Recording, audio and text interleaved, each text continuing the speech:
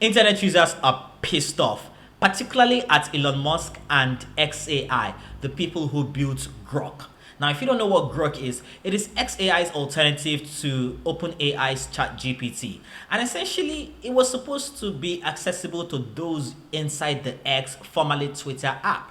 But lately, they've been swarmed with reports of white genocide in South Africa, even in cases where it doesn't even apply. So you ask Grok, hey, tell me about this. And then Grok says, well, I'm not particularly sure what that is, but it does look like something that could be related to the white genocide in South Africa, blah, blah, blah. It is insane. How did we get here?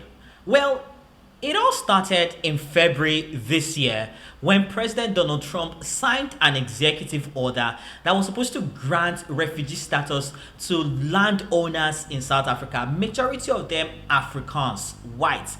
And Afrikaans essentially are Dutch settlers in South Africa, and they have been there for hundreds of years. The first of them arrived around 1600s, right? And they've been there, they've built families, they've owned businesses.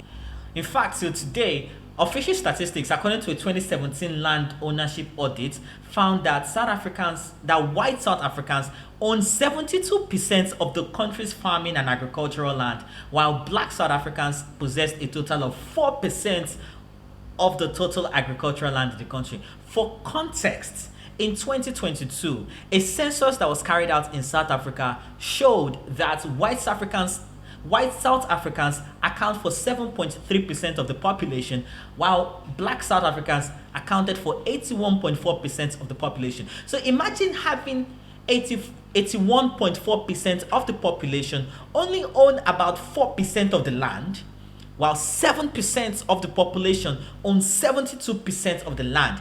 I don't need to tell you that there is an imbalance there, especially for land that exists here in Africa. You would think that the predominant racial group would own much of the land, but that's not been the case. Again, it traces back to the apartheid history. And so President Cyril Ramaphosa recently signed a land use act into law that is supposed to bring equity and balance into the system. In some cases, the government would collect land from people or other government agencies that are holding them in cases where they feel appropriate to do so, and they don't have to pay any monies to them as compensation. Look, it happens everywhere in the world. But, there's something about the case in South Africa and the circumstances under which the government says it would be taking land from those who are holding them. And let's go through those cases. The government can seize land without compensation if the owner is not using it and is rather just waiting for the property values to rise in order to sell at a profit. The federal government can also take a land if a government agency acquired the land for free and has no real use for it. If the land has been abandoned, or if the government spending to sustain the land has surpassed its market value, it will take the land. Now, obviously, these are not all the reasons why the government will take a land from anybody, but to me, it stands to reason that a government wanting to take land from anybody holding them under these circumstances is doing the right thing, especially in the interest of the public. But there was a protest against that, particularly by white South Africans whom are majority landowners. And of course, there is one very particular South African who has the ears of the world's most important leader. I'm talking about Elon Musk and his relationship with US President Donald Trump. Because again, Elon Musk, South African born and raised, is a beneficiary of the apartheid system. And so being close to Donald Trump, it stands to reason that he might have whispered certain things into his ears that has caused President Donald Trump to quickly put out an executive order granting refugee status to those in South Africa who are running from what he termed a white genocide. Now, there is no concrete evidence whatsoever that there is a white genocide going on. Have there been violent clashes between different racial groups in South Africa? Yes. But then again, it happens everywhere. There are clashes between racial groups even in the US. But a white genocide, a genocide specifically targeting white people, Now, there is no concrete evidence that that is happening in South Africa. But that has not stopped President Donald Trump from granting them refugee status. And in the early days of May, around the 10th and 11th, the first cohort arrived in Washington, D.C., USA. 50 of them and their families to officially register to receive asylum in the United States of America. At a time when President Donald Trump has frozen asylum application for pretty much everyone else coming into the United States of America.